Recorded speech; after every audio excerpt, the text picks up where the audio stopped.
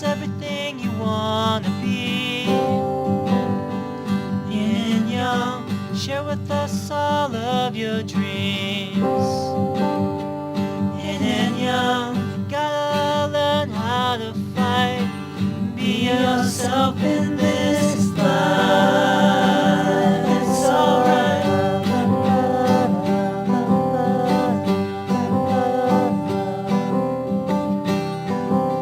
Welcome back to Yin and Young, the podcast. We are here with very special guest, Lillian So. Oh, wow. You guys clap for me. Okay, wonderful. Hi. Of course. Hi. Thank you. So we just had a very brief introductory conversation, and I'll probably leave some of that in the edited episode. But yeah, I think first let's start with the beginnings. I know there's many iterations and there's many different start points for you. But how would you like to start if someone were to ask you, "Hi, Lillian, tell me about yourself. Where did you grow up? Your background?" Wherever you would like to start with that. Yeah. Yeah, that's always a tough one, right? Because there's so many starting points. Yes. I guess I'll just start with the very, very kind of basics first and say I'm a daughter of Korean immigrants. I'm a Korean American daughter of immigrants. My parents are from Korea. They came here, in the late 70s, 80s, late 70s. I'm like, how old am I? Late 70s. And I grew up in Chicago. I was born and raised in the city of Chicago. And I moved out to San Francisco in 2007. And as far as like what I do for a living, I started my career in fitness. And throughout many, many iterations of burnout and success, I decided that that was unsustainable and started a self-discovery healing journey, as cliche and funny as that sounds, as it's been a natural personal journey for myself. It's helped me gain all of these skills and knowledge and tools in order to also help my own clients as well, as I've progressed along my personal and professional journey. So now the way that I would describe myself is I consider myself a facilitator of transformation. So whatever it is that you want to transform in your life, whether it's your physical health, whether it's letting go of your people-pleasing tendencies, your overthinking tendencies, or just wanting to feel a little more whole and in your purpose and trying to feel like you're living the life that you're supposed to live and you're not happy with where you're at right now, whatever it is that you're trying to transform, I help people do just that and get to a place of health and happiness. Cool. Yeah. So when I first got your email, and this is similar to our one of our previous guests, I was like, I am a little bit skeptical of. We had another guest that has an astrology dating app, and then I got your email as well, and I was like, life coaching, like people make money off of this, or I guess you call it transformation coaching, right? And But I had listened to some of the links that you've sent, and I did get a little bit of insight into what that actually means. And it's like, oh, James, let's take off the judgmental hat and let's take a look at. Let's be open to what is Lillian about. So one thing that came, I think one thing that connects to your background. It sounds like from the age of 9, you were already becoming very self-aware due to criticisms from your family. Am I correct in saying that? Yeah, absolutely. I mean, so that's one of my starting points that I was like, oh, do I really need to start there? Do we really need to go there? I mean, we don't have to. No. I mean, it's actually one of the usual starting points that I start with, because I do believe, if I really take it to the origin of the origin, I really do believe that my whole understanding of myself and what I do started at kind of this awareness around 9, when I was constantly shamed and berated and told by family members that I was too big, or I wasn't pretty enough, or I was too not small enough, or I wasn't skinny enough, or I wasn't ladylike enough, or I wasn't feminine enough, and all the shades of not enough. And so I would say at a very, very young age, I became very hypersensitive and aware of inadequacies. And that is really where I started a lot of my own like self-help journey, if I really look back at that, and it started at a very, very young age of feeling like, wow, there's something wrong with me. I'm not okay the way that I am. I have to fix something about myself. It's like if I keep going at this rate, I'm doomed, like I'm going to be rejected by society. No one's ever going to marry me and I'm just going to be alone forever. So, I did, start a huge, like awareness at that very, very young age of like, oh, wow, like I'm not okay. Like I don't belong. Like I'm not like the rest of them. There's something wrong with me. So yeah, absolutely. I started dieting and being very conscious, self-conscious of myself and how I fit into the world, before, I was like even in junior high. Yeah. Yeah. So yeah, it was definitely a thing. And just to go back to the life coaching thing, Yeah. I totally hear you on that because I cringe at that too. Mm. I personally, I mean, I will say a lot of my clients call me their life coach, and it's fine. It's all good. A lot of times they call me that because it's almost like, well, I don't know what else to call you because you literally helped me with my entire life. So I guess that means I'm going to call you a life coach. But, the work that I do is so soulful and so deep and it's so revolved around inner work. And a lot of my journey came from that inner work. I went and did a deep dive is as a yoga teacher, and I went into yoga teacher training, and that blew my mind, helped me connect a bunch of dots, went down that rabbit hole, became a yoga therapist, learned about compassionate communication, became a communication facilitator. So I don't really like calling myself a life coach at all. Like you notice that I never actually called myself that, but it's kind of like if you have to on the internet, like if you had to Google search to find me, what are some of the things that you would put in there? You'd probably put a life coach in the Google search before you put other things, right? But in many ways, a lot of people that do work with me, they call me a lot of things. They'll be like, well, Lillian's like my spiritual advisor and my life coach and my personal trainer and my therapist, like, and my healer and my like spiritual guide. Like they, my clients would call me all of those things, but I do hear you on that. It kind of makes me cringe a little bit too, because I think there's a lot of associations to that title that, is kind of loaded. Right. Well, man, I think there is a little bit of a before we continue, I want to do something different. Can we all check in with each other, like as emotionally where we're at? I heard this on another podcast. Like, oh, I want to try that. So I'm gonna check in first. Let's see, where am I at? I am packing. I'm packing a lot of crap. I'm going to Taiwan tomorrow night, so I have some anxiety about that. I was filming a little bit around my town today with my phone. And I wanted to talk to this one lady who makes this really bomb ass like Vietnamese sandwich, and then I had this fear of like approaching her, and then when I finally came over the fear, it's like, oh hey, is it cool if I film a little bit? And she's like, oh sorry, my English is not good, and I completely like, okay, no, I'm gonna leave. I'm being that weirdo, because I like to do like these little films of like introducing my town or wherever I'm living. And that I don't know, it triggered a little bit of, I go into these little downward spirals a little bit once in a while, like all these small weird things that, oh, the way this girl looked at me or something like that. And then I'll go into these spirals. So I went into a little bit of a spiral today. But one thing that has been helpful, because I know you practice meditation too, is that I'm more aware of it. So with that awareness, I have a little bit of objectivity. But anyways, that's where I'm at right now coming into this podcast. Dan, you want to go? And then Lillian, maybe? Yeah. Dan, where you at? I don't know. I'm all over the place.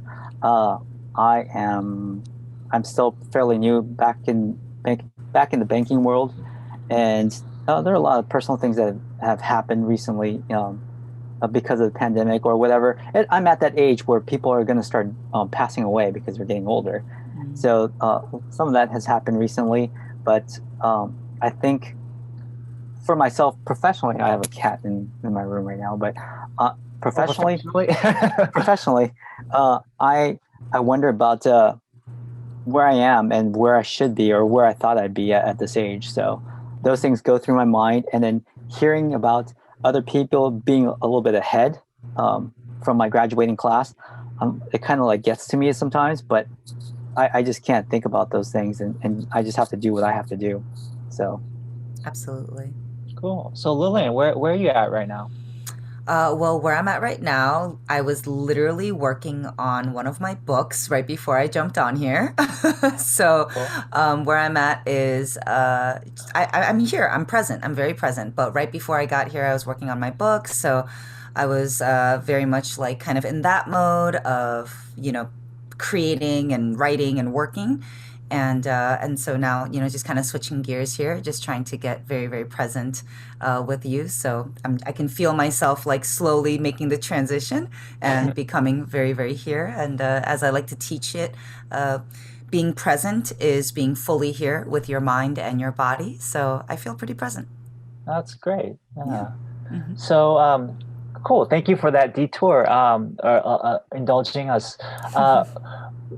One thing that I saw on your site was there was a moment when you were 11 that you took someone under your wing that kind of like gave you this sense of, maybe dare I say, like fulfillment possibly, and maybe bit was a first indication of your path to personal training and then eventually transformation, witch doctor, whatever you want to call yourself, a All those spiritual things. guide, Yeah. all those things. Yeah. So can you share a little bit about that experience? What happened and where were you at? Chicago, I'm assuming. Yeah. Yeah. So this is when I was in Chicago. I was still technically in elementary school. If you're 11, what is that? Around like fourth grade, fifth grade, or something like that? fifth to sixth grade. Fifth or Yeah. sixth grade? Yeah, I don't Yeah. even know. I think maybe sixth grade. Yeah, I don't even know. But yeah, this actually it's I at 11 is the earliest memory that I have where this kind of scenario played out. It's like a total classic 90s teen movie, like Clueless or like any of those movies where like you kind of like see like the cute, kind of shy, awkward girl that has like the potential. She's kind of new. She doesn't have a whole lot of friends. And you're just like, ooh, like she kind of catches my eye. I want to like bring her under my wing and like, and get to know her and kind of sass her up a little bit. And I just remember feeling that, feeling this impulse with her when I was 11. And it actually happened again and again and again throughout my life. Like it happened again in high school, it happened again in college. And then I was kind of like, oh, wow, this is like what I do. This is actually like one of the things that I do. Like I actually just have this thing where I come into people's lives and, just through this connection and generosity and this love and this exchange, that I have with them, it transforms them and it helps them come more into their identity and their confidence and their power. And so to rewind it back again to the age of 11, I had a classmate. And she was exactly that. She was quiet, she was a little shy, a little awkward, but she just, I don't know, there was just something about her. And I guess, for lack of a better word, I would say like there was some kind of spark or potential that I saw in her, and I just wanted to be her friend. And I felt the urge to approach her and start becoming her friend. And the best way that I can sum it up is I started like, can I cuss on here, by the way? I don't know. Yeah. Okay, cool. Like, okay, I wasn't sure. I was recently on a show that I was requested not to. So, but like the easiest way for me to describe it is that I kind of became her friend. I approached her, and I just started turning her on to cool shit, and like, and just like started like introducing her to like, like pop music and, like makeup and like things that probably her parents thought I was like a bad influence for, like, I mean, I didn't like turn on to like cigarettes or anything like that, but I mean, like at the age of 11, like, like turning a little girl on to like Boys to Men and lipstick when she had none of that on her radar before was, I'm sure, probably like not the most appreciated by her mother. She was also Asian as well. But this is the kind of thing, that I would do. But this is what happened even with this person when I was in elementary school. And yeah, so I kind of took her under my wing and became her friend and started turning her on to some cool shit. And, honestly, like she started gaining her confidence and she started hanging out, with a bigger group of people and started really becoming integrated as part of the class, part of the community, part of the school. And from there, like she would tell me about her, like her crush, and I like figured that whole thing out and I made that all work. And like and she like had her first kiss, with I'm not gonna name any names, but like she had her first kiss with, the boy that she had a crush on. And Oh, wow. and like, yeah, and like, and I kind of like made these things happen often, throughout the course of my, young coming of age life. And it was just, yeah, I just saw it kind of happen over and over again in various different ways. And it's just like kind of fascinating. Yeah. It didn't like really click or like dawn on me until even just like a few years ago, where I was like, holy shit, I've been doing this shit since I was a kid. Like, this is literally what I do. Like, I raise people up. Like, I bring them up, man. That's like a thing that I do. I just help folks just see who they are and help them come into more of their power and find their confidence and feel a sense of belonging and go after the things that they want and become like their most beautiful, bright, radiant self that deserves to be seen and heard in the world. And that's basically what happened to her at 11. And that's basically what's, happening with my clients now in their 20s, 30s, 40s and beyond. So, yeah, it's pretty amazing. Wait, is there someone like that for you though? Yeah, I would say so. I actually like to joke and say that I have a whole team, a village that takes care of me. I have tons of mentors and coaches and guides and healers that I've worked with over the course of my life. I mean, I joke about it all the time that I've like literally, I have like wizards all over the world that like help me and guide me and help me see, who I really am. And that is what also allows me to be confident in my superpowers, to be able to draw the magic out of people, because I also have wizards and healers and coaches and mentors that have helped draw the magic out of me as well. And wizards meaning like people who are like really awesome. I guess is the best explanation for it, or like yeah, I would say I would actually consider them more like healers and readers and guides and coaches and mentors. And so, people who are just naturally, just tuned in to the subtle energies and identities of like who you are. I'll get a little woo out there and say like I've literally seen all kinds of light workers and healers, from like astrologers to face readers to light workers, past life readers, tarot readers, astrology readers. I have a Saju reader. Like I've literally, from therapists to mentors to coaches to all of the crazy out there mystical spiritual out there people, I've seen them all. I've seen them all. I have two questions. First one, what's a Saju reader? So Saju is the best way that I can describe it is it's a Korean. So first of all, it means like 4 pillars of destiny. Okay. So Sa means four. So Saju, right? So Saju is like your 4 pillars of destiny. Okay. And so it's like a form of getting a birth chart or like an astrological reading, like, getting like a zodiac reading or something like that. Okay. But it's based on a 10,000-year-old calendar. And as my Saju teacher told me when she was first teaching me this, when I had my very, very first session with her, she was like, I actually love this about her. She was like, okay, so something that I need you to know right now about Saju is that this is not based on feeling, clairvoyance, my mood, or some kind of energy. And like she kind of like said it like, like almost like making fun of it. She was like, this is not about like how I feel or like some kind of energy. She's like, this is based on a 10,000-year-old calendar. This is just what it is. This was written on the day that you were born. This is basically what I heard her say was, this is just math. And that's what it is. So like there is no woo around this. This is just straight up math. And I was like, okay, I'm listening. Like, all right. And it was probably one of the first readings that I've received that was just like, no, this is just facts. This is like, this is like not about energy and my feeling and what I think is shining down on me from the heavens. This has nothing to do with that. She's like, this is not about spirit or God or any of that. And I was like, okay, all right, lady. Like, I heard you, like, got it, So yeah, she's one of my favorite. She's one of my favorite teachers I've worked with so far. So how did you come about this village? I mean, how do you like start acquiring this village of people, mentors and stuff. So as my Saju teacher would say, I don't think I was conscious of this, but this is what my Saju teacher has said to me she said, you are literally obsessed with understanding yourself. She's Right. like, that is part of your life's journey. That is part of your purpose. That is part of like what leads you to your personal and your professional like life and journey and path. She's like, it is all intertwined, and very much at the root and core of it is your obsession and your desire to just know more about yourself. She's like, you want to know what's inside of you. She's like, you want to know what's inside of you like more than anything else.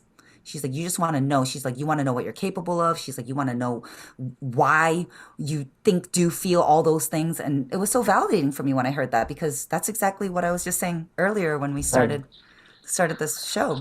Yeah. And that brings me, okay, so you've met a lot of people. Have you met people where you're like, oh, you know what? You're actually kind of a charlatan. I know, because I've interacted with so many people. I know when I see a charlatan and you are it. Oh and my what God. do you do then?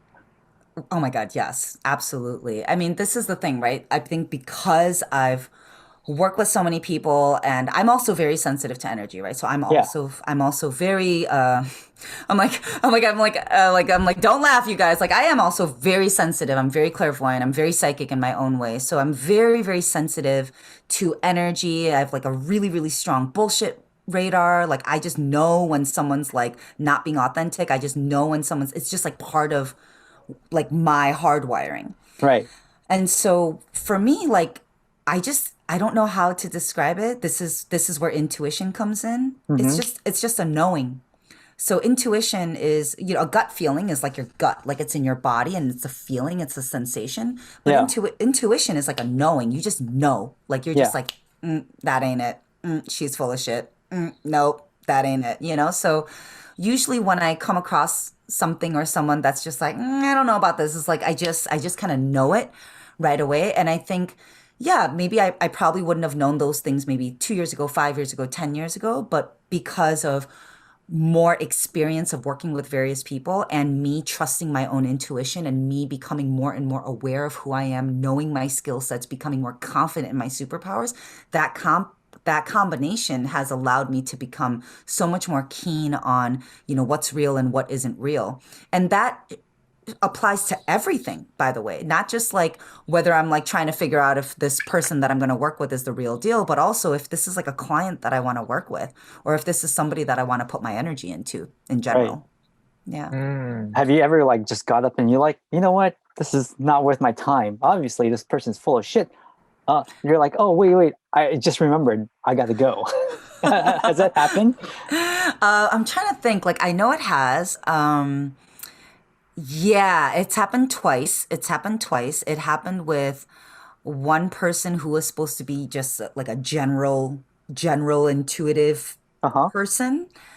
It's happened 3 times actually. It's happened because like I'm very open. Like I'm down. Like I'm down to work. I teach my own clients to always have a beginner's mind. And I really try to practice that myself as well. And I'm always eager to learn from new teachers because it's one of my obsessions. I want to learn more about like, what can you help me learn about myself? Like teach me, I'm down for it. And so, I've had three instances that I can remember right off the top of my head where I was like, oh man, this is a fucking waste of my time right now. I can just feel it. And so one of them was a young girl that was like through the internet and she was like, oh, I'm like doing this thing. And it was like really cheap. Yeah. And I was like, okay. And I was kind of like in a weird place in my life. This was like a few years ago. I was kind of like in a weird place and I just kind of wanted like, I don't know. I think it was cheap. And I was like, let me just see if I can just get like a nod or like some kind of something. Right. Yeah. And booked the session, got on the call with them and, they basically told me, I don't know exactly how it went down, but they basically told me that they didn't say it exactly like this, but what I heard them say was that they basically told me that I am much, much farther ahead than they are. So they don't think that they can actually give me anything that I wouldn't know better. Oh. Yeah. And so, which I like actually kind of appreciated, but, and I was like, okay, I was like, I was like, okay, well, like, like, what do you mean? Like, and then she was just like, yeah, she's just like, you just need to know that you're like a real healer. Like that, like you're just like a real healer. I don't think I can like give you more than like what you already like have. Like and I was like, what are you saying? I can barely remember, but Yeah. that was just my takeaway, and that was just something that I remembered from there. And it was actually still very, very valuable for me because in a way she was like, yeah, I don't think I can help you. Ah, yeah, you're the real deal. Like you go, like, And so I was like, oh, okay, that was kind of interesting. I was like, I was a little confused. I was like, I don't know if I should be like annoyed that this person is like out here being like, let me like help you, Right. But then also at the same time, I was like, well, she actually like did pick up on something and was like, you're a real healer. Go handle it. I can't help you, Yeah. She So it's- basically outed herself. Like, yeah. But then also at the same time, like maybe there's something to be said for her spidey senses that she actually could even pick up on the fact that like Yeah. that it's like, oh, you're actually kind of like the real deal, so I Right. can't really help you. So Right, yeah. that was an interesting experience. And then I paid once for someone to do like a reading for like a particular planetary transit that was happening. And it was so over explained that I knew as soon as I opened up the email it was bullshit. Like I just knew it. I was like, this means nothing. I was like, there's Like just a fucking essay. yeah, it was just like it was just so long-winded that I was like, I got nothing from this. It was just so many words and it was just so long-winded. And I think it's like, and I always say this, it's almost like one of these things where it's like filler, right? It's like, well, if you don't really, I almost feel like it's a form of like, well, I don't really actually like know what I'm doing. So let me just like fill up the time and fill up the space to like, Right. like hopefully like seem like I know what I'm doing. But like this, because for me, like I really value like like delivery, like Yes. efficiency, effectiveness. It's like, what's like the one thing that I can tell you from this presentation that you're gonna be like, "Pff, oh my God, like that just changed my life. Right.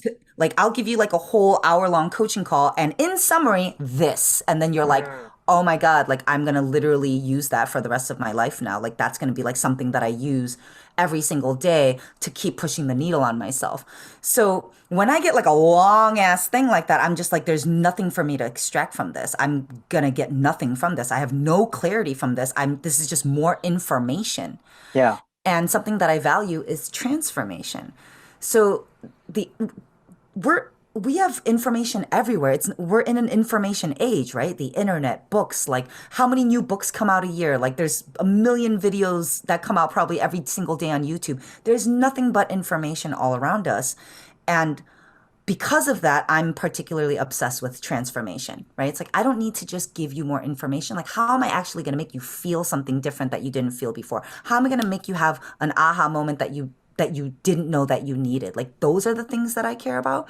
So when I got that like long-winded email, I was just like, this is useless. I don't think I even like finished reading it. I was like, well, thank God it was only $20 or whatever it was, Yeah, It was it was probably more than that, Right. And then I also one time went and actually got an astrology reading from somebody in person. I like went to their office. I was super excited about it.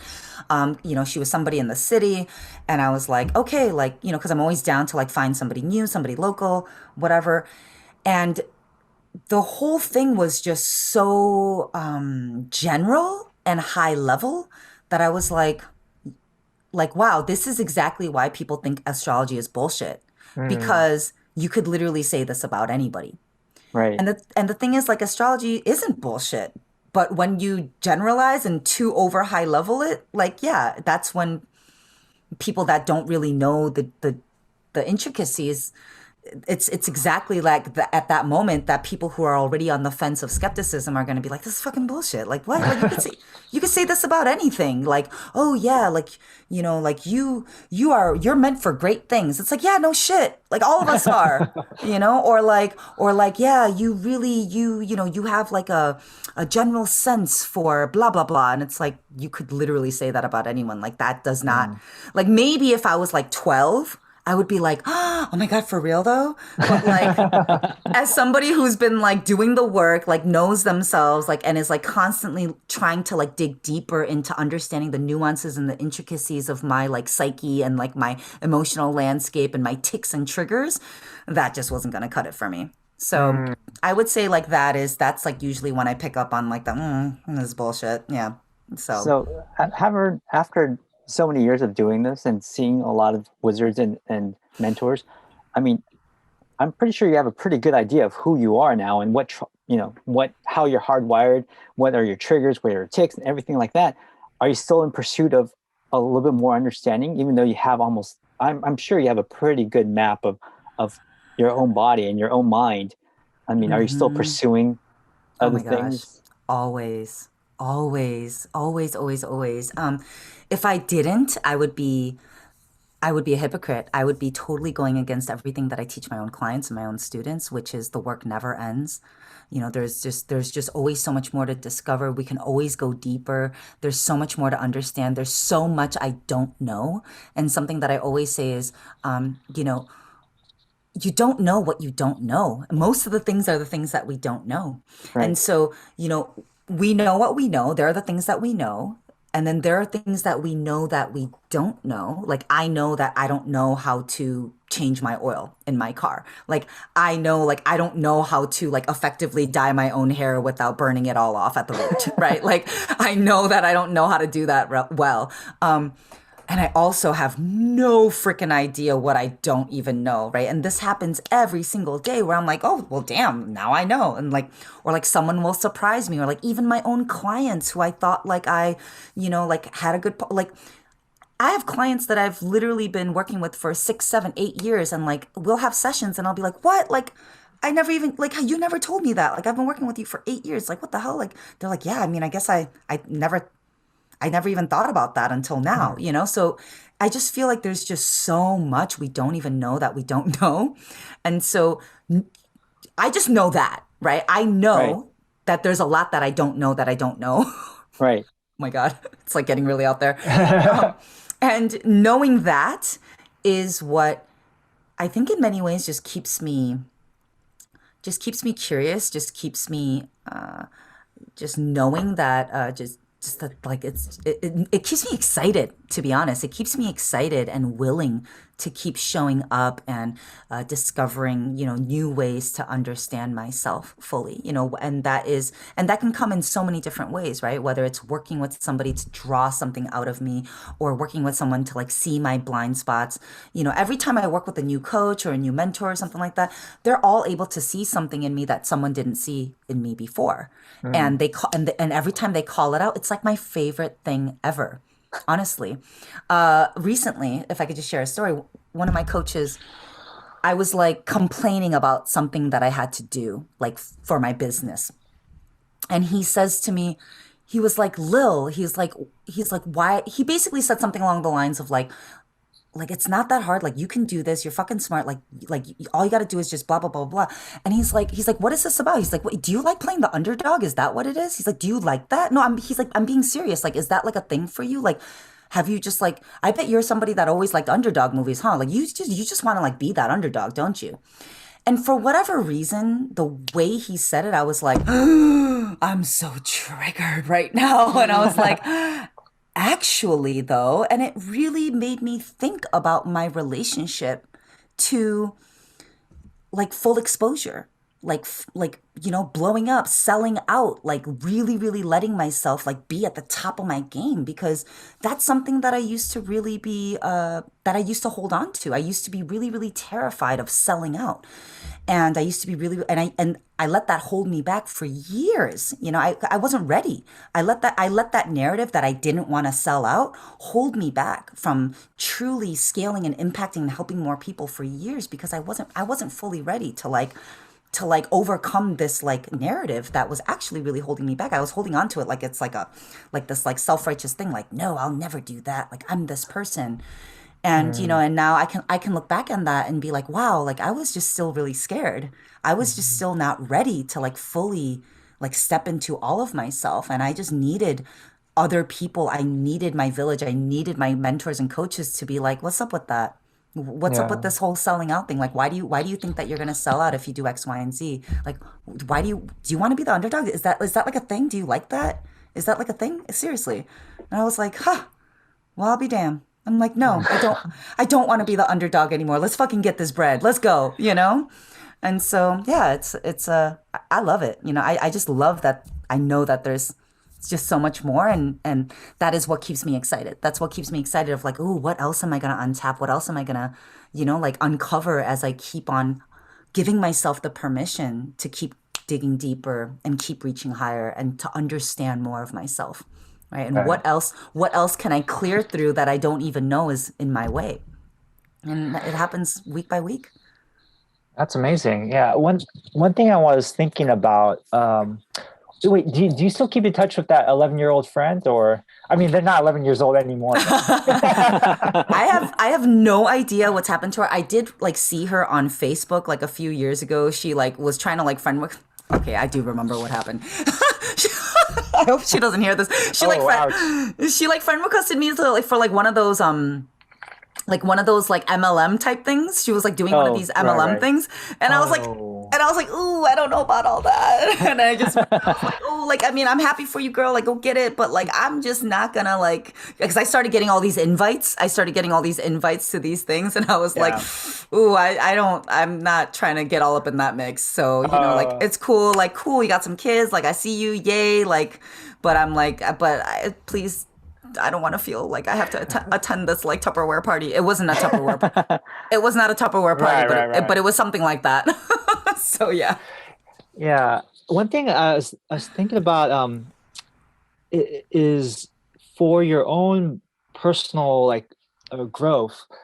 Um, One thing I hear sometimes from your videos and your other talks was about your Asian upbringing, and I do want to I want to touch on that and kind of like, is there any, as far as, there's one thing that I went through called the Hoffman process, where they talk about parents and how they fuck you up, and then basically, but there's also some good that they teach you as well, and kind of like, but then also finding being your own person. So I kind of want to dig in a little bit with that, because as far as what's your relationship like with your parents, and do you have any siblings, and how have you navigated that kind of, sounds like a kind of traumatic critical, where the like relatives were being critical of you, how you navigated that, and to your to being more integrated to who you are now.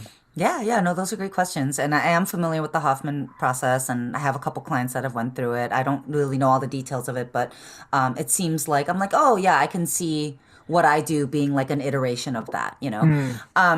So yeah, so while a lot of my criticisms came from extended family members, I also had a very, very harsh Korean father, and I had a Korean mom who like, was like super paranoid. Like they never let me sleep over at anyone's house. They never let me have anybody over. They were super strict. They were super controlling. They always called the house at a certain time to make sure that I was home after school. They were like, and it was like a thing. Oh my goodness. And yeah, like if I didn't answer the phone by like 4:30 or something like that, because like they knew that it would take me like 20 minutes to walk home from school or whatever. It was like it was gonna be a fucking shit show. And so yeah, I was like very much under their watch, and my dad had a lot of temper issues, and he was always like, I just never knew what was going to happen when he came home, right? Like he might be in a good mood, he might be in a bad mood, but the reality is most days he came home in a bad mood, and he was going to eventually unload on me or the family because of whatever small thing went wrong that he just now gets to unleash at home, which is really not about the thing, right? It's really not about the thing that happened at work, but it's about all of his other like unresolved anger and pain and whatever his baggage is that is now accumulated and now pops off with all of these little hiccups throughout the day that happens, right? So this is kind of like, I grew up in a very tumultuous household in that sense, where my dad was very unpredictable and angry, and then my mom was also very, very controlling and codependent in the sense that she was always concerned about my dad, and like she always wanted to like, like, oh my God, your dad's gonna get upset, like do this or else he's gonna get mad, do this or else, do this so he'll be happy. And it was always about like making sure like dad wasn't flipping out. So it created a very codependent dynamic of like, we have to make sure that dad's happy or else X, Y, and Z. We have to make sure he doesn't get angry. We have to be home by a certain hour. We have to, it was just so much anxiety around, what the household was going to be like, my mom. So my dad was always unpredictable, going nuts, and then my mom was always kind of like the one that had to like mediate and be in the middle and kind of control the vibe and all those things. So growing up for me, two primary things that I inherited, basically, that I didn't even really realize until I started doing the work, was I had no idea how anxious I was. I had no idea that I was so driven by anxiety and that feeling all the time. I had no idea. I just felt it all the time. It was like my norm. I was always under stress. I was always under anxiety. I was like, it was a very normal state, and I didn't know it until I started really paying attention, and I started really even realizing that it was a thing. And I was like, oh, that's anxiety. I had no idea. Like, I didn't even know that like anxiety was a thing, and that that I had struggled with that until I was like 24, 25, 26. I was like, that's what that is. Because you get aware of it, and then all of a sudden you start taking care of yourself, and you realize what it feels like without it. And you're like, oh, that's what that is. I had no idea. So that's one thing. And I was just talking about this in a coaching call with my clients the other day too, is that high functioning anxiety is a real thing. And so I had no idea that I was operating from a place of high functioning anxiety pretty much my whole life, right? And high functioning anxiety plays out, and it manifests as overthinking, overanalyzing, like, perfectionism, and just feeling the need to like, like control everything and like have everything perfect. And and I had no idea. So that was one way that it played out. And the other way that it played out was in codependency. I got into a lot of codependent relationships in my 20s and had no idea that that's what was wrong in my relationships. I had no idea that that's why I was running into these same patterns over and over again, and feeling like I was being taken for granted, and feeling like I was in these toxic relationships. I had no idea that it was actually because of these codependent tendencies that I picked up on in the household, of like getting into these relationships with people that are, that I felt like responsible for, that I felt like I had to constantly win over, that I felt like I had to constantly like manage their emotions and feel responsible for. That was something that I, recreated in my life, and I had no idea. So those were the things. I don't know if this is answering your question, but those are some of the things that I kind of, from that household, growing up, what I observed, internalized, and didn't even realize that I was playing out until I started doing the work to zoom out and be like, holy shit, I had no idea I was doing all that, and then started to consciously change those behaviors. And it sounds like you're an only child, or? I'm the oldest. I'm the oldest. Okay. I have a brother who's 4 years younger than me. And Okay. and he's still in Chicago. He's married, and and he's and he and I were, he and I both experienced the household differently. I was always the one that was like fighting and getting in trouble, and I was always getting in trouble. I was a troublemaker. I was always rebelling. I was always like doing shit to get in trouble. And then my brother was like, he was just kind of like he was just the one that was just like, he just tried to like stay out of it. He wasn't as reactive. He's the one that kind of stayed quiet and was just like, dude, Lily, fucking shut up. You want to get your ass, you're going to get your ass whooped again. Like, what the fuck's wrong with you? Why do you do this to yourself? Yeah. So we both responded very differently. Oh, and is he messed up, or he's pretty cool now, or? I mean, I think for my brother, I mean, I had it more from like for me, like it came out more like very outwardly and energetic and anxious, and for my brother, it's more like it shows up for him more in a quiet, reserved kind of like more of a suppression, depression, So it's kind of like Oh, two ends of the spectrum, I would say.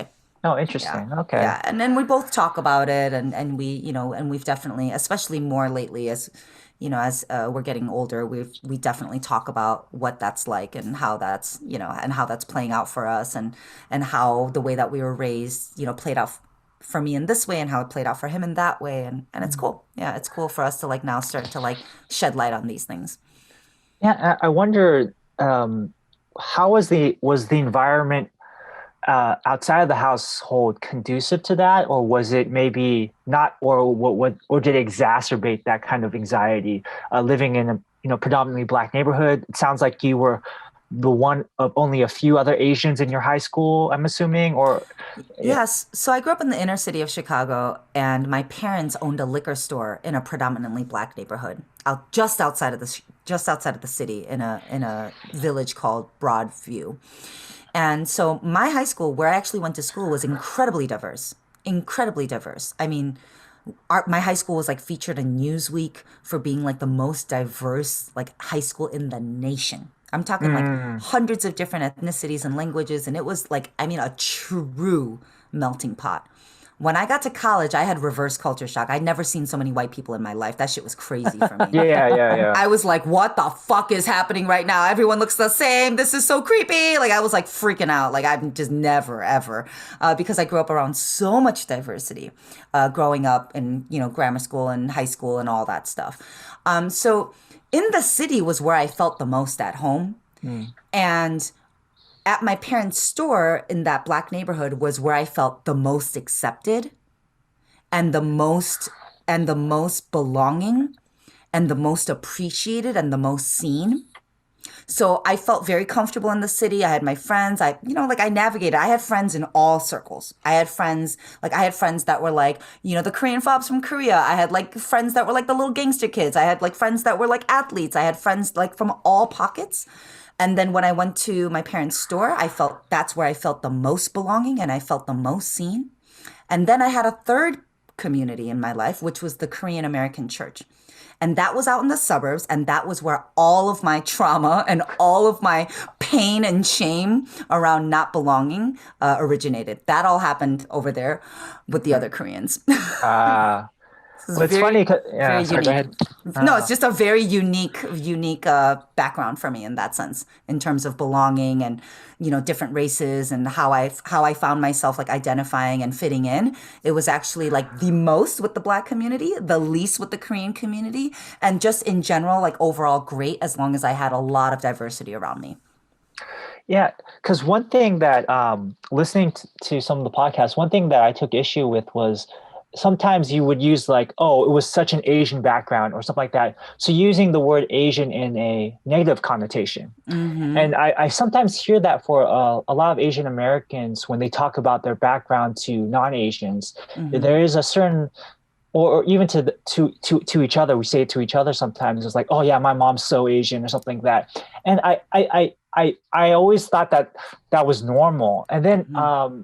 I just more recently, I think I've been thinking about how we use language, right? Mm-hmm. And I wonder, where do we learn that? Where do we learn how attaching this negative connotation to a social construct of this Asianness, right? Mm-hmm. And because it could be anything. Because I like being Asian could be great, could be awesome, could be terrible.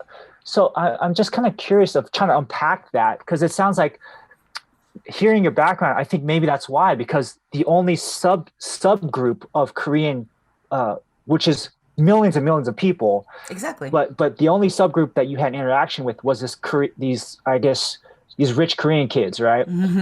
And but then eventually you went to Korea and things opened up. Do you want to speak a little bit about that, or yeah? Oh yeah, yeah, absolutely. I mean, I always thought that I just didn't belong with Koreans and Koreans didn't like me and there was something wrong with me and the whole nine. Um, but then, I went to Korea for the first time as an adult and I was like, oh my God, they love me here. I love it here. Like they think I'm so fucking cool. They like everywhere I go, people are just like, "Oh my God, like who are you? Can we talk?" Like, and I'm just like, "Oh my God, me? For real? Like you like me? You see me? Like you want to hear me? What?" It's just like so opposite from what I experienced growing up. And so I always say this that like it was the most healing experience I've ever had around my identity as a Korean American, because it made me realize that like it wasn't that I wasn't Korean enough. It wasn't that like Korean people don't like me. It's not that like I don't belong with Koreans, or it wasn't any of that shit. Whatever thing that I had, whatever baggage and shame and all that stuff that I had that I associated with Koreans being mean to me and not accepting me and this, that, and the other, it was just all just like a sliver, just this tiny little minuscule pocket of an experience that I just happened to have, that I like associated this entire like trauma of belonging and identity around. And it was like, oh, it's like not that like it's not that, it was just like it was just that experience. It just happened to be the Korean American church suburban experience that I had, which is like a very specific of a specific of a specific of a specific, you know? And it's a cross section of a cross section of a cross section. So that is what created this traumatic experience for me, that created all these limiting beliefs and created all these stories and narratives around how I don't belong and how Asian people don't like me and how Koreans don't like me and this, that, and this, all this stuff. But it was just like a moment in time. It was an event of my life that does not have to be projected into my present day or my future. And as a matter of fact, when I went to Korea, it's like folks love me over there. They're just like, "When are you gonna come back? Oh my God, you're totally one of us." And that actually was one of the most healing things that I experienced when I was there, because I heard more than once, over and over and over again, by random Korean people out there in Korea. It would be a cab driver. It would be a random woman at a cafe shop. It would be somebody at a beauty store. They would be like, "Oh my gosh, you're just like you're from the States? Like you're like born in America?" And I'm like, "Yeah." And they're like, "Oh my gosh, you're just so Korean. You're like they're like, "You're a true Korean." And I speak the language too. And they're like, "Oh my God, you're such a true Korean. Your accent, everything about you're so Korean. You're totally one of us." And I was like, that was like amazing for me. And it just made me realize that like all that whole baggage that I had around that was just nothing more than just a baggage that I had around that. Yeah, because yeah, sorry, Dan, you have some, Yeah. yeah. Go Because ahead. it made me think about like how Stephen Yun, he mentioned, the actor Stephen Yun, he mentioned how it seems like people have different experiences, because he was thinking about going back to Korea, during the pandemic, but I think there was this fear of not belonging, right? And that was a conversation that he had with his father. And that's something maybe I feel a little bit when I go back. I am going back to Taiwan this week because I got the dual citizenship recently. Nice. And and I kind of need a break from America and just kind of get out of the state, just give myself a little bit of breathing room.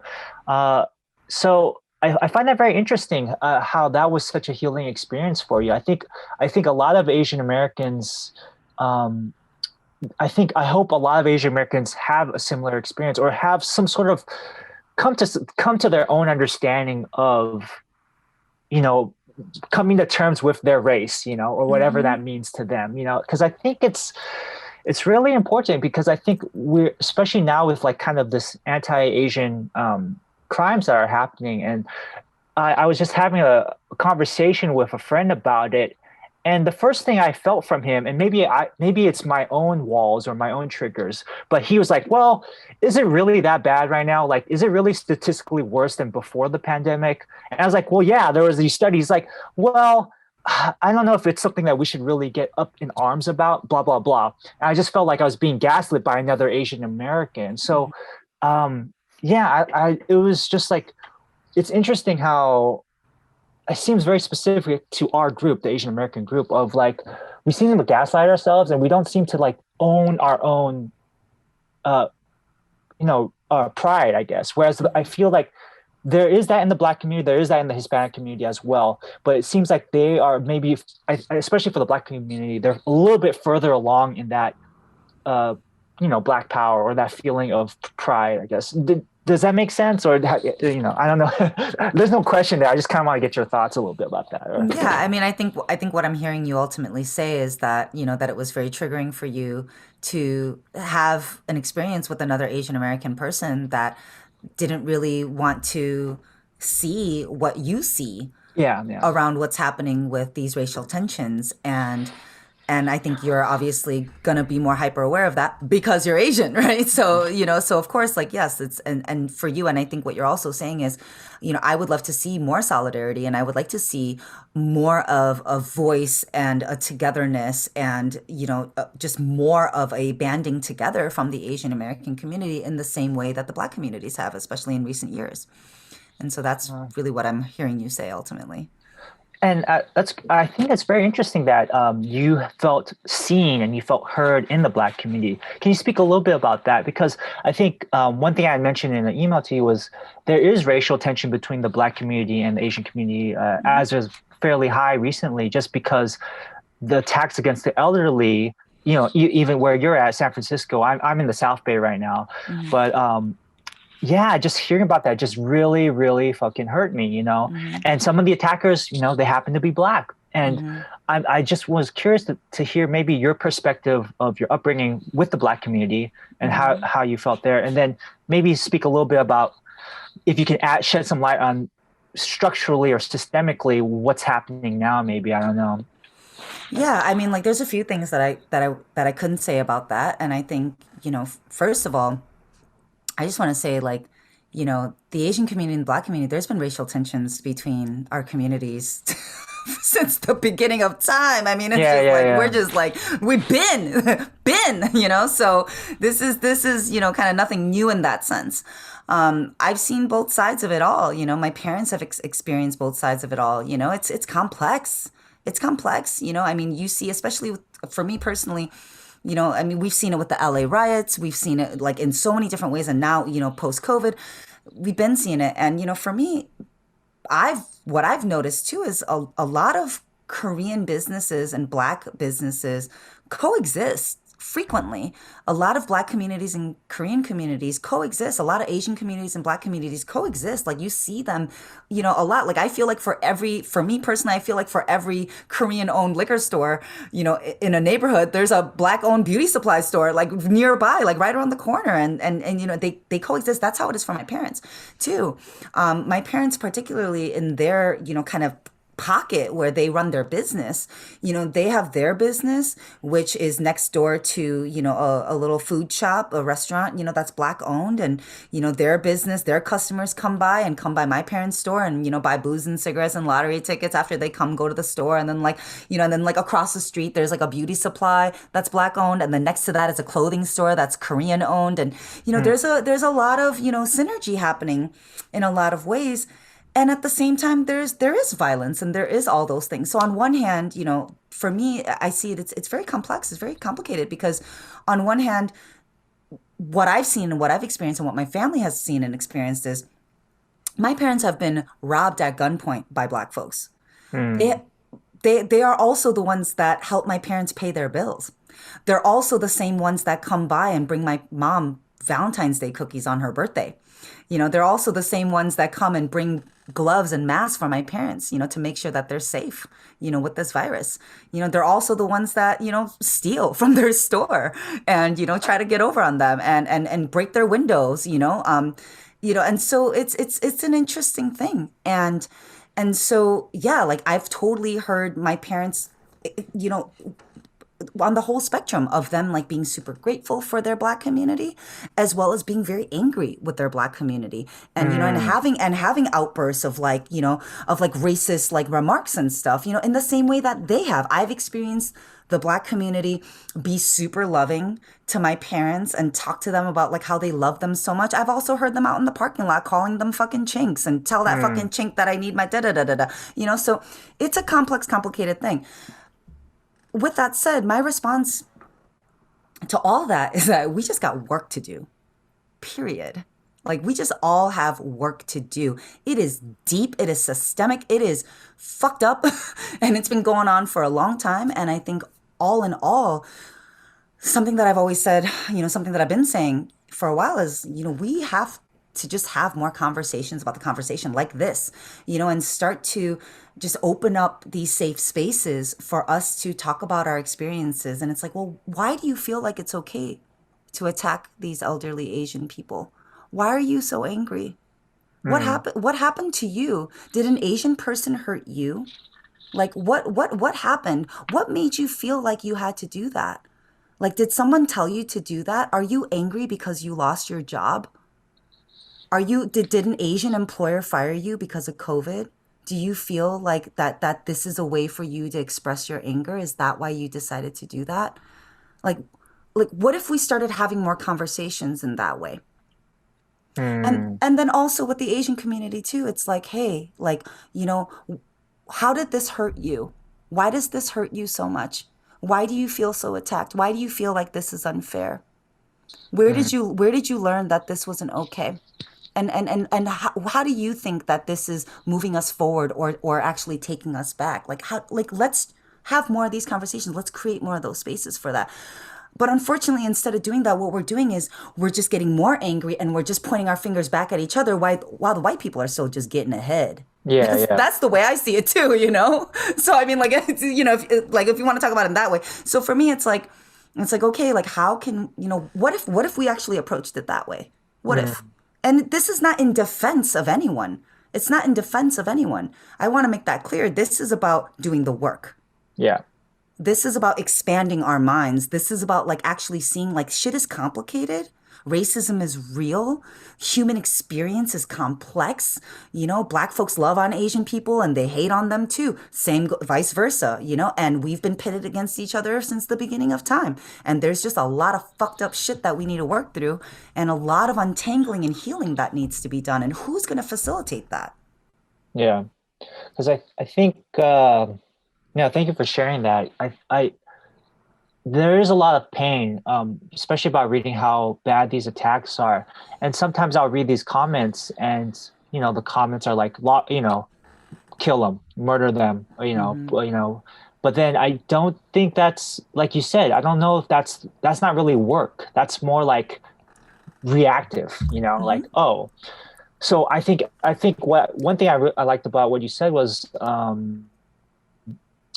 this is not about putting them in the clear. There's people are responsible for their actions, but let's be empathetic about it, and let's also be a little bit like, what are like a social scientist about? Like, what's causing this pain?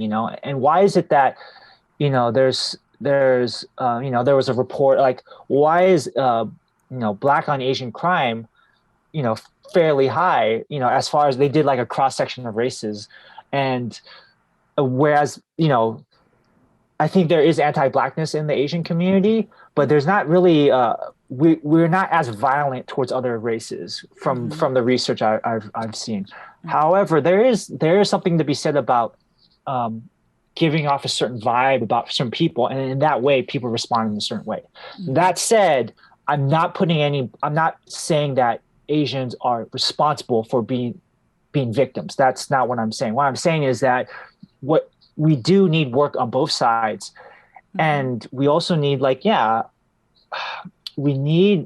think this feeling of this normalization of it's okay to be messed up to Asians. Like, that needs to stop, I think. I think.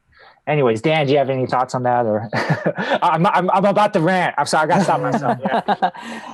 I don't think I have too many thoughts on that. I mean, it's just a long-standing thing. Yeah, probably goes back.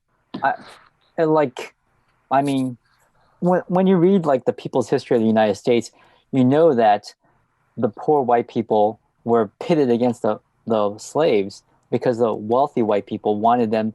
They didn't want them to be allies and united against them. So they just kind of divide and conquer. And Chinese people are like that in the past too, right? Chinese people were brought over as laborers, but they were sent back as soon as they could or just killed off. And they weren't allowed to procreate here. They weren't allowed to establish themselves as Americans. So it was like another way of having slavery, but not calling it slavery. So I think it's just a systemic thing. It's just going to be always that way. We don't want the people who are oppressed to unite together and be allies. and we just want to sow division and make sure that the differences are accentuated rather than the similarities in our, Right. especially in our experiences in America. Yeah, and it benefits the people who are benefiting.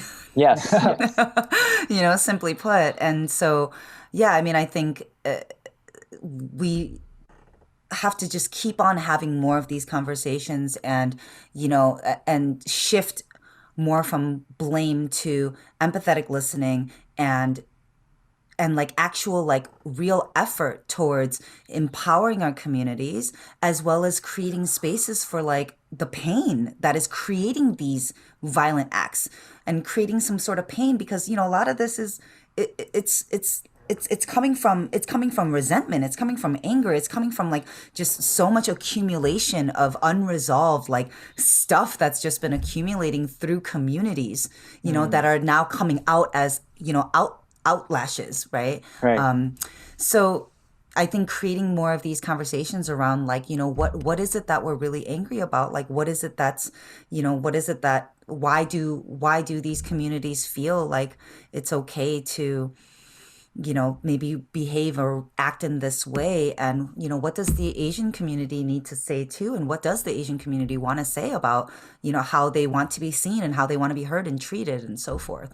Yeah, and there's something to be said about I wonder like we act out because of kind of like the work that you were talking about earlier is that if our parents treated us like shit, like there's a possibility we might treat other people like shit. Yeah, It's absolutely. where do we learn these behaviors from? So there's something to be said. I want to be respectful of your time. We're coming up to almost an hour and a half. So I do want to circle back to your work as a transformation coach. And one thing I want to make sure that our listeners get is for skeptics such as myself, like what's something of value that you think people should hear if they're like, transformation, I'm not gonna pay money for that shit. Like I've been cheated before. I had this Tara reading and she didn't tell me anything. Like why should I, whatever, what is this, some stupid program? I want another program. Like, so for those skeptics, and like there is it's kind of some people have these barriers because of either bad experiences or like something they learn. And so what's something that you would say, to these people and who seem like they need it, but are super like, I don't want to, why should I spend money for it? Yeah. The first thing that I would say is, and I say this all the time. So the work that I do is not only with my clients, like I don't actually do one-on-one work. So the work that I do is very unique in the sense that I have containers and I have programs. And what I do is I hold space. I have programs. I do actually have a program that I've created that is a process. And you do this with a community. And I would say my community is probably anywhere from about 75 to 80% Asian American. And there is something to be said for doing the work with other people that have similar experiences as you, and it makes you feel a lot less alone. So let me pull it back for a second. So something that I've said, and the reason why I said that real fast is because the community aspect is really important. Because we just got done talking about like Black communities and Asian communities, and it's like we literally need each other. We need to come together if we're gonna make change. Okay. And so you can't grow, you can't change, you can't grow, change, or transform in a vacuum. You can't do it on your own. You can learn information, but again, there's so much you don't know.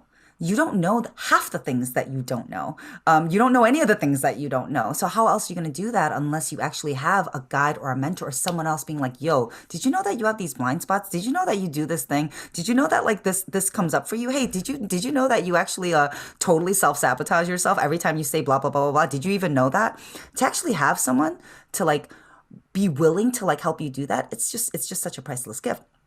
So with that said, we need each other. We need each other to make change. We need each other to grow. We need our communities. We need people behind us, right? Like we all need our families. We all need our partners, our wives, our families behind us. We all need our communities, people who go to church, they have their church congregation behind them, whatever.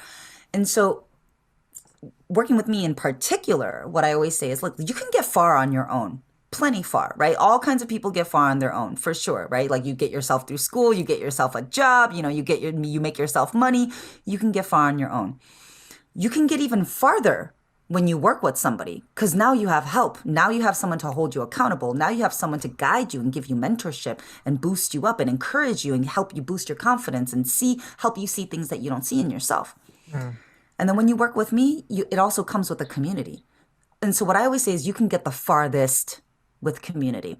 You can get the farthest with a group of people who have the same vision, goals, and dreams behind you.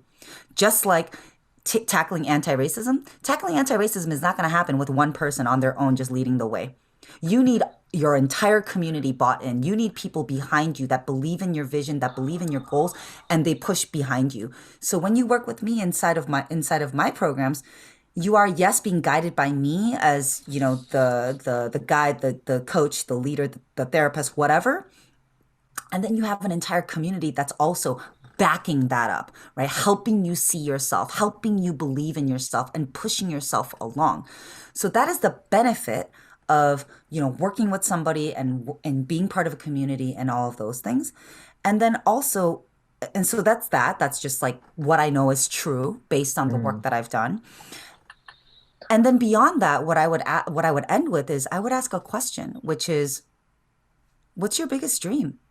Like what do you want to do? Like what's like the big scary thing that you don't think that is possible for you?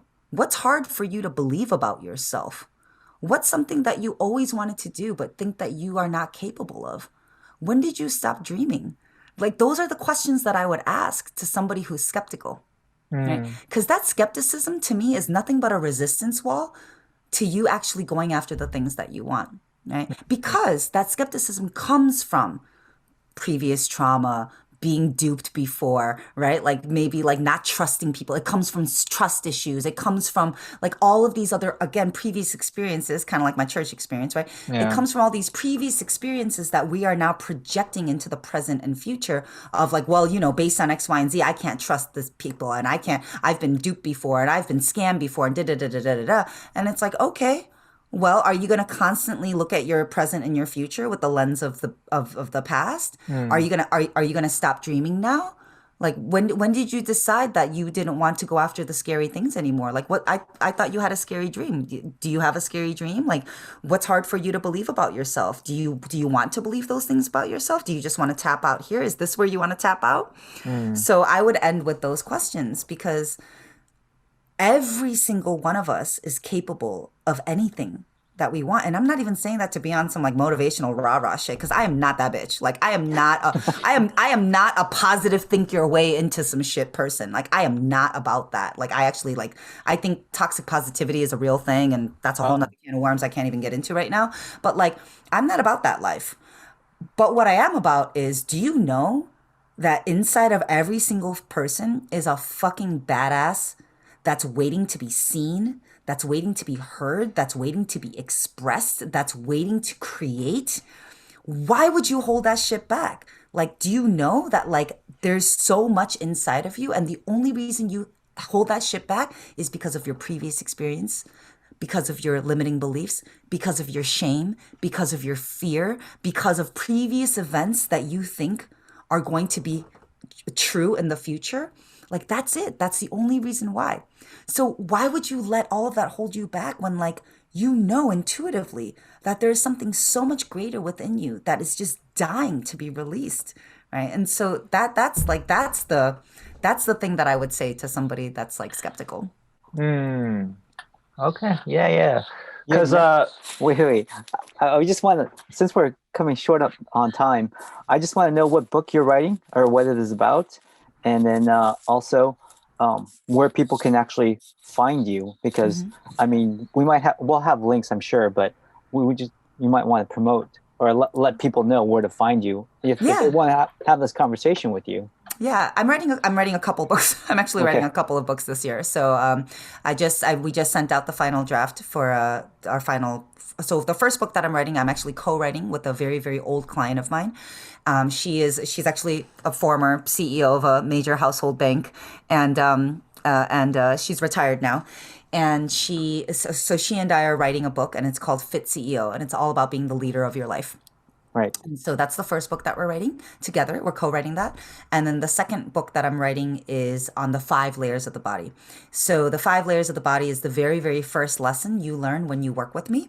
And, I come from a fitness background, right? So like I started my career in fitness and then obviously worked my way into going deeper and deeper and deeper into understanding myself, of self-discovery. So my second book is actually about the 5 layers of the body, and that you are not just this physical meat suit, but you actually have a physical body, you have an energetic body, you have a mental, emotional body, you have a spiritual wisdom body, and you also have a heart center, a bliss center that wants to be alive and expressed and like in love with, your life. And so that book is about that. And so I'm working on my first draft right now as we speak. And so I should be wrapping it up this evening. But yeah, so my first draft, I mean, no edits. It's a very, very rough draft. But I mean, I'm very connected. I'm a relationship person. Like I truly believe that the people in your life are your life. Like my entire business, my entire career is built on relationships and connections and community. That to me is everything, because like I said, you don't make change, you don't grow, you don't actualize your dreams unless you have people. You need community, you need mentors, you need a village with you. And so I'm all about that. So with that said, if anybody wants to reach out to me, you reach out to me directly. Like you can send me an email at lillian@meetlillianso.com. You can send me a DM on Instagram at @meetlillianso. You can jump on my website, meetlillianso.com. There's a widget there where you can message me directly on Facebook Messenger. You can friend request me on Facebook. Like I'm about that. I mean, if you're like a total weird creepazoid and I get that vibe, I probably won't accept your friend request. But other than that, like you're good. Like you can slide through my DMs anytime. Do not hesitate to reach out. You can holler at me anytime.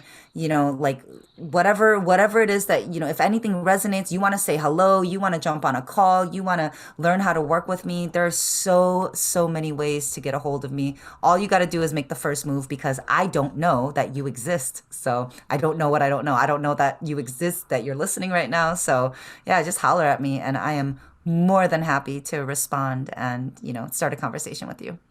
When you have conversations with people like your brother or close friends, do you have to like change your mindset to like not think about, how I can actually benefit them, or how I can bring out the best part of them? Even they might not even want it, but is it hard for you to like, just shift gears and like, oh, you know what? I just got to relax and just enjoy this moment? Or Yeah, no. I mean, it's not hard for me at all, because like when I'm in work mode, I'm definitely like in work mode when I'm with my clients, when I'm coaching, when I'm teaching and so forth. And then when I'm chilling, I'm chilling. When my brother calls me and he just like, if he just wants to ask me a question, he asks me a question. Like, my brother will legit be like, hey, can I like schedule a time for you and talk about some shit? I'll be like, yeah. And I know to be in that mode to like help him, because he wants me to like, he wants me to hold space for him. So he will let me know. He'll be like, hey, like, can I book a call with you? That's what he said. He'll be like, can I book a call with you? I'm like, yeah, man, whatever. What time do you want to book a call? And he'll be like, I don't know, Sunday. I'll be like, yeah, this, whatever. Like, I'll put you on my calendar for 5. And what he really means is like, yeah, I would like you to be in this mode and hold space for me as my big sister, as somebody that I can like, bounce some shit off of. But other than that, I mean, if we're just kicking it, like we're not in that mode. I'm totally like, like we're cool, we're chilling, like, I mean, I have clients, like I said, like my relationships with my clients are very, very, very fluid. It's like I aim to be just like one of them, like we are equals, right? So it's like if we're having a social hour, like if I'm hosting like a happy hour with my clients, like yes, I am in work mode and I do some facilitating, but also like I'm goofy. Like I get faded with them. I'm like drinking champagne and we end up getting goofy and talking about stuff and and of course like yes, I'm like still like well boundaried and and whatnot, but I really try to not compartmentalize and also only hold space when I know that this person just wants me to actually hold space. And like I'm not trying to be in like full blown coach therapy mode all the time. That's just fucking annoying. Who wants that Yeah. friend? That's annoying as shit, Like we all know those people and it's like, nah, man, I'm not trying to be that person. Like I get paid to do this. I'm not trying to do that when I'm off the clock. Yeah. I think that's one of the resistances, I think, for myself included, is like one time one of my friends was trying to give me like advice after I was like kind of venting a little bit, and he was like being very prescriptive about it, and it triggered something in me. I think that's something I need to work on as well. But no, I hear what you're saying. It's like holding that space, but yeah, to be on that all 24/7. That's you can't. Yeah, and I mean, Yeah. and I think like like a suggestion that I would give you or like a piece of advice or whatever you want to say is How like dare you? Like, yeah, it's like if the next time a friend does that, which is like super fucking annoying, just be like, hey, dude, like, sorry, like you preface it in the beginning and just say like, hey, like. I'm just gonna go on a little rant and I just want to vent a little bit. Like, are you down to hold some space for me? Are you down to just listen? Like, I don't need, and you just let them know up front. Like, I don't need any advice. I don't need any help. Like, I just simply just need like 10 minutes to just like get something off my chest. Like, are you available for that? Can you do that for me? Right. And at that moment, it's like, yeah, like, of course your friend is going to be like, yeah, dude, for sure. Or maybe your friend will be like, actually, now's not a good time. Like, I'm busy. Like, if I'm really going to like hold some space for you, like, let me make sure that I can actually be present so that I'm not just like, and that I'm like actually like able to like do that for you, So you set that expectation up front because this is a common complaint that a lot of my clients have where they'll be like, like, oh, they're just like, they're always just trying to give me advice or they're always trying to fix me. And it's like, well, did you tell them that that's not what you want? Did you actually tell them like that you just wanted to simply vent and that you just wanted to hold space? Because this happens a lot, especially with not only friends, but it also happens with parents. Where like my clients will be like, oh my God, and then my mom does da da da da, and it's like, but then she doesn't do anything about it, and it just gets me so frustrated. And then I try to give her advice, but then she gets mad that I was like trying to give her advice, but then it's like, why is she like telling me all these problems anyways? And it's like a cycle, Circle. Yeah. And so a lot of times, what I'll tell my clients is to also then just say like, and because like I said, I'm a communication facilitator, I'm a communication specialist. It's one of my areas of expertise. So what I coach them on too is like tell them next time, just say, hey, when you talk about X, Y, and Z, I feel helpless or I feel drained or I feel like I feel powerless because I want to help you. So would you be willing to take some, would you like to talk about solutions with me? Or, can you just give me a heads up in the future if you just simply want to vent so I know like how to navigate, so that I don't also feel responsible, to actually like help you. Because sometimes I feel like I'm responsible when maybe all you want me to do is hold space for you. So would you be just willing to like let me know what you need up front so that I can like better be there for you? So then that way nobody goes into it feeling annoyed and resentful about each other or feeling responsible on top of that. Because I mean, your friend might feel like responsible, like, oh man, he's venting, he needs my help, like let me help him. And you're just like, what the fuck, you and your help, like stop trying to be my coach right now. And it's like, well, maybe he just like also just needed to hear you say like, I just need a vent for like 10 minutes, can you hold some space for me, dude? And he'd be like, hey man, I got your back, like what's up, so communication's key. Cool. Thank you for that. No, I'm definitely going to use that more in my toolbox, I think, setting expectations. Okay. So cool. We have our last section. It's called Language Corner. Yay. Oh, okay. So basically, so we just share like maybe a phrase or a term that is maybe from our culture or from the area that we grew up. So I mean, so one word I'm thinking of is like Bay Area, we say hella. I hear you use hella now. And then also for in Mandarin, to do like a reading, they call it Ming. Swan means to calculate, and Ming means fate. So to calculate your fate is to do like a reading, like a fortune telling reading. I have not done one because real talk, I have those resistance barriers. But having talked to you and a previous guest about astrology, fuck it, why not? Who cares? It's just a fun thing to do. If I think of it that way versus like, oh, I'm fully 100% into it, I realize now that it's just another fun way to live life, I guess, or to explore different areas of life. So anyways, I don't know how I don't know how that person kind of framed it for you, but but I also study astrology and tarot and all the woo things. But something that I always teach my clients is that astrology is a tool. Like, we use astrology as a tool. It is not like it ain't some like Miss Cleo shit, like, oh, this is what's gonna happen and this is what you're destined for. Like, that is not how I teach using these things. I always make sure that my clients understand that we use these things as tools and as a guide, and it helps us to understand parts of us that maybe we didn't understand before. It helps us to understand or validate parts of us that maybe we didn't accept about ourselves before. So rather than looking at it as like, oh God, this is real or this isn't real or this is true or it isn't true, it's not about that. It's more about like, how can I actually use this as a tool to help me better understand myself and to help me guide myself along this journey that I call my life. So that's also another way to reframe, so that you're not looking at it as like, oh, this is true, this is not true, because I think that's where a lot of people get stuck in using these mediums like astrology or readings or tarot or whatever. It's like, it's not about like, oh, this is true or not true. It's like, oh, how can I use this to help me inform and better understand myself and where I'm trying to go and like what I actually like care about and my tendencies and my personality and so forth. Oh, awesome. Cool. Yeah, definitely. Thinking of it as reframing. I like that. Yeah. Dan or Lillian, do you have any phrase that you want to share or? In Japanese, it's called uranai. Uranai is kind of like fortune telling. So I've had it done. We actually consulted my acupuncturist said this lady was really good, and she told me and my wife, was like, oh, you should get married on this day versus this other day. We were like Saturday versus Friday, and she's like, oh no, the Friday day is better. So we kind of did it. Like, fuck it, why not, right? Why not? What's the harm, right? And it was a Friday. It's holiday anyway, so we just did it that day. Nice. That's awesome. And who knows? Worst case scenario, it like best case scenario, prevented a tragedy, and then and then like worst case scenario, it didn't do shit. Like whatever. Yeah. It doesn't matter.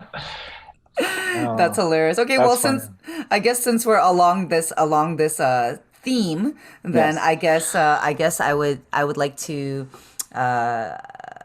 The first thing that came up for me, and that's the thing that I'm going to say, is kwansang is face reading. Oh. So so I've also had a face reading before as well, and I have a face reader in Korea, and he's brilliant, he's amazing, and he's this little old man, and he's so cute, and he's just so accurate, and he'll just look at you, and he'll just read it, and he just gets really focused, and then he's like, and he'll be like, let me see your ears. And I pull back my hair. And then he's like, turn around. And he'll be like, show me your hands. And I'm like, oh. And then he'll be like, 41, 42. Oh, everything changes. And I'm like, oh, no shit. Tell me more. So that's what they call face reading. So kwansang in Korean. Kwansang. So kwang means to read, or kwansang. Kwansang. Okay. Yeah. Kwansang. It means so it's face reading. Yeah, it's just like face reading. Yeah. And can you face read now? No, but I do want to learn, and I begged him if he could teach me at some point. And I don't think he's trying to teach me on Zoom. Yeah, you have to sign a contract in blood or something. Exactly. Yeah. Awesome. Okay, cool. So we're gonna wrap it up. I think some big takeaways we had. I think we solved racism, Black and Asian, racism. We solved the skepticism about transformation coaching, and I think it's okay to dream, and you shouldn't stop dreaming. Any last things before we end it? I have nothing to say. The only thing that I would like to end on is just gratitude. Thank you so much for Well, creating thank you. space for me and to, I feel like I rambled a bunch, but I feel like you 100% gave me a platform to just share my voice and speak on the most random things. Like you got me to talk about like my crazy dad and my codependent mom all the way to, growing up, with black kids and, talking about, like raising up adults, and all that. So you guys just let me just get all over the place and just ice skate all over this podcast. So Thank you. I appreciate you guys doing that for me, and feel free to chop up and edit and do whatever you want with it. I think let's keep it all. It sounds all good to me. I don't know about you, Dan, but- Yeah. Yeah, and then I guess this is, you probably get this question like, wait, do you know Kanye or no? From Chicago. No. Yeah, I'm kidding. Yeah. Awesome. So thank you so much, Lillian. You can meet Lillian So at meetlillianso.com, and then you can also find her on all the major platforms. Thank you so much. Thank you. you. Bye. Relationships getting you down. Yin and Young.